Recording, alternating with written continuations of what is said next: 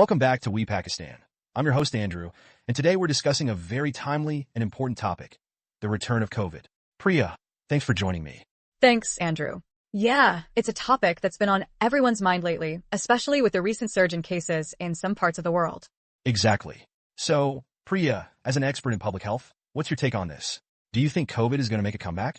Well, Andrew, I think it's not a question of if, but when. The virus is still out there, and as long as there are pockets of unvaccinated populations, there's always a risk of transmission. That's a sobering thought. What about the vaccines, though? Haven't they been effective in controlling the spread? Absolutely, they have. But the thing is, vaccine immunity wanes over time, and we're already seeing cases of breakthrough infections in people who were vaccinated early on. I see. So, what can we do to prevent another wave of COVID?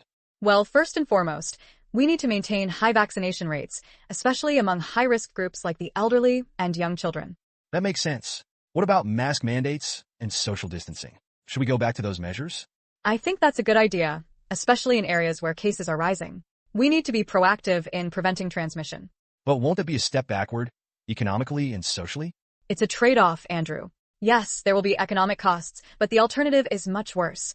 Overwhelmed hospitals, closed businesses, and lost lives. Fair point. What about the new variants that are emerging? Are they more contagious or deadly? The jury's still out on that, but preliminary data suggests that some of the new variants may be more transmissible, although not necessarily more deadly. That's reassuring, I suppose. What can individuals do to protect themselves? The usual precautions. Wash your hands frequently, wear a mask in crowded areas, and get vaccinated if you haven't already. Simple, but effective. What about the role of governments and public health agencies in all this?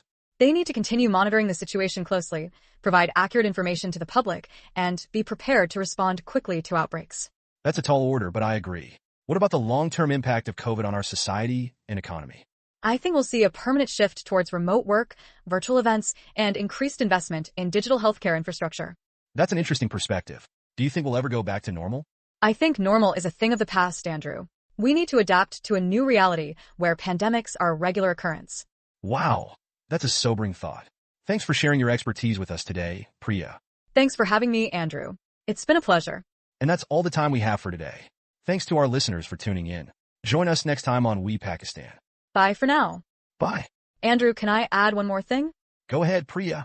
Let's not forget to support our frontline healthcare workers who are still working tirelessly to combat this pandemic. Amen to that.